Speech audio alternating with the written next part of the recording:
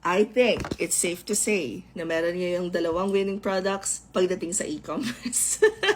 Kasi, this is the second wig na pinadala sa akin as a PR kit and I love it. Kasi, guys, okay.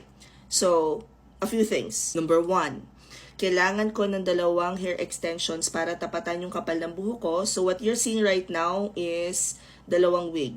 Etong beach wave at itong volume talaga kung volume dye. And I love it. Mukha tayong babaeng, dalagang Pilipina.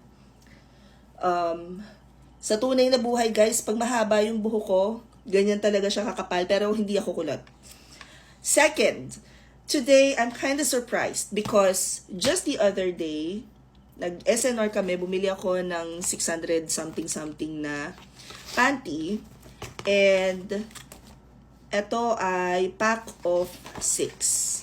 So, sa pack of 6 na to, this one's cotton 3. Maganda siya. Lambot. And, mukhang matibay yung product niya. I love it. Para siyang yung binibili ko sa bench. So, it's good. Hindi siya nasisilag, which kailangan nga pala natin because we are blessed. Next, dumating ngayon, dalawang produkto. Eto na sila. So, I have 2 other types of underwear here.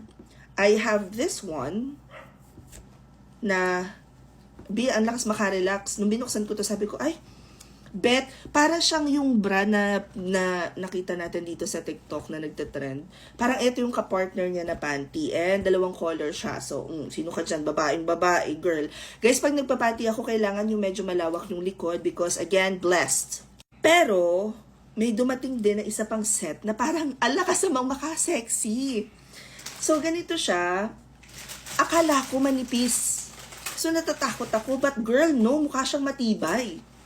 Hindi siya pwedeng, sino ka dyan? Hindi siya pwedeng mawasak na lang bigla. Pak. I love this. Ang support na ganito. So, safe and all. Pero syempre mag-aano pa rin tayo. At ito, girl, yung color na gusto ko. Ito yung katerno nung bra natin na kulay. Ganito siya. And okay siya. Hindi rin siya nanipis. So, sabi ko nga, I can't help but wonder. Sabi ko, sayang kabibili ko lang ng panty.